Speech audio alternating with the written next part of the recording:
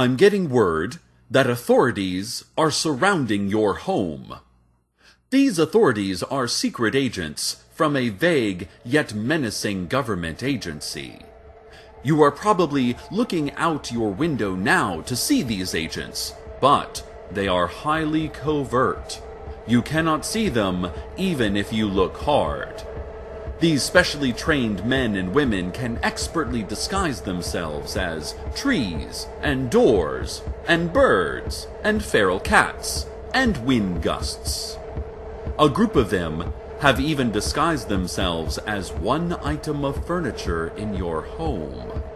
I am not at liberty to even speculate which one, but you're probably looking at it right now.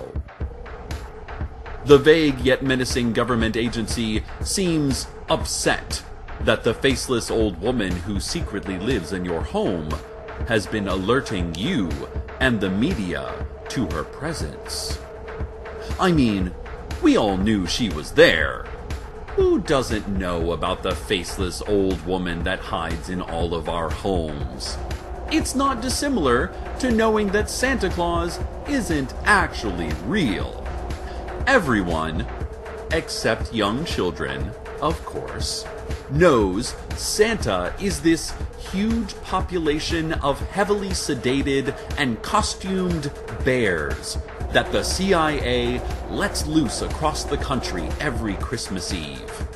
And like the Santa Claus myth, it's important we keep up the image that we all don't know the truth. Like, let's all pretend Santa is a gift-giving old man, and not a drugged-up government bear. And, in the same vein, there's no faceless old woman hiding in your home. Anyway, the agents are encroaching on your home now and preparing to use deadly force.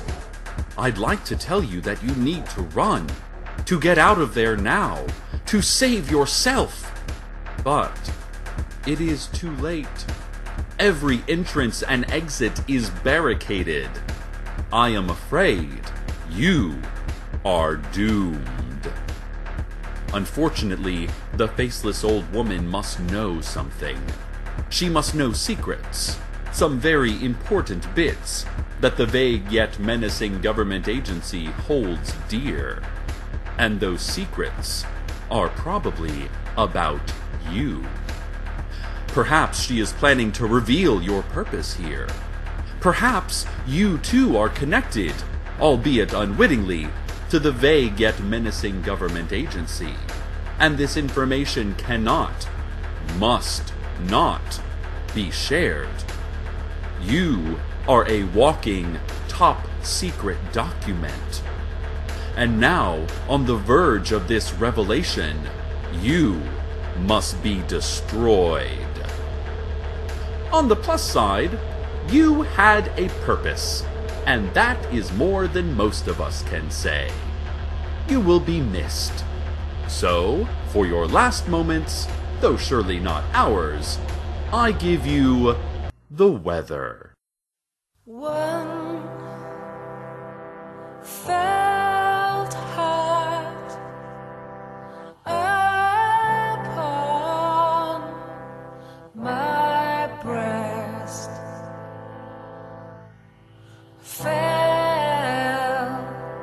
so hard, then laid to rest.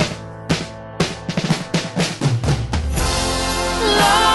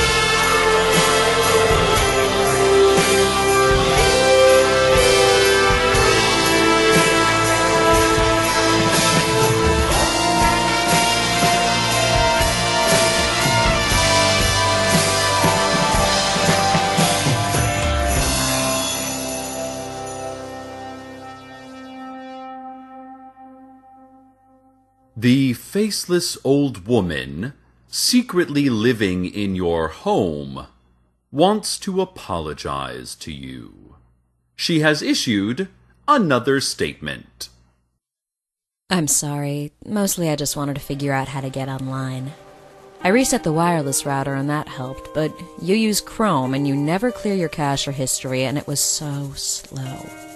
I downloaded Firefox for you and that seems to be working much better. I heard the mayor is retiring and I wanted to know if mayoral candidates were required to have faces.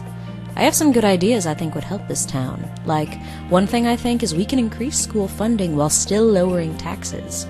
It's an innovative plan, and I'm going to build a website that explains it, and other great ideas I have that could help this town. I'm very excited to announce my candidacy for Night Vale mayor. Also, I lit your fridge on fire. It was upsetting me. Now I'm smoking a cigarette and notating your copy of Infinite Jest. She didn't leave a name or a website URL. And I'm not sure how she can read websites or books at all without a face, and by extension, eyes. We've also received word that the covert agents from the vague yet menacing government agency have retreated, and have obviously not used deadly force, as you are still alive, regardless of how dead you feel inside. They did, however, release several thousand spiders into your home. Fortunately for you, like the faceless old woman, you will be unable to see these spiders unless you look closely. They are highly trained spiders, moving just outside of your periphery. But, and this is also just like the faceless old woman, from time to time you will feel them brushing against your soft cheeks and lips as you sleep. So, keep your eyes open. Listeners, let us all keep our eyes open. It's not always easy knowing who and what wants to be seen. But when you look around you, pay attention to those fuzzy and dark corners. Peer deeper into those predictable patterns like walls and moons. Furrow that brow and seek visual truth, Night Vale. If you could only see what you're not seeing.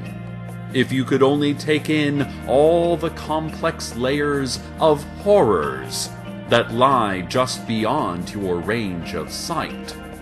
If you could only see the world as it really is.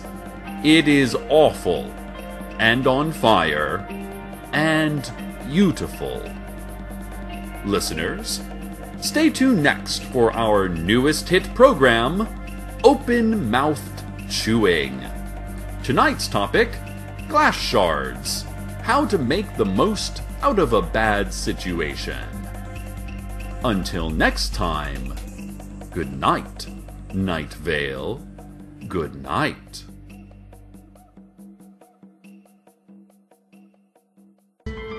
Welcome to Night Vale is a production of Commonplace Books. It is written by Joseph Fink and Jeffrey Cranor and produced by Joseph Fink. The voice of Night Vale is Cecil Baldwin. The voice of the faceless old woman was Mara Wilson. You can read her writing at marawilsonwritestuff.com. Original music by Disparition. All of it can be downloaded for free at disparition.info. This episode's weather was Long Gone by Mary Epworth. Find out more at maryepworth.com. Want to have your music featured in the weather section? Want to contribute your talents to the show? Just want to say hi? Email us at nightvale@commonplacebooks.com or follow us on Twitter at nightvale.radio. Check out commonplacebooks.com for more information on this show, as well as our books on the unused story ideas of H.P. Lovecraft and what it means to be a grown-up. And while you're there, consider clicking the donate link. That would be cool of you. Today's proverb: the human soul weighs 21 grams, smells like grilled vegetables, looks like a wrinkled tartan quilt, and sounds like bridge traffic.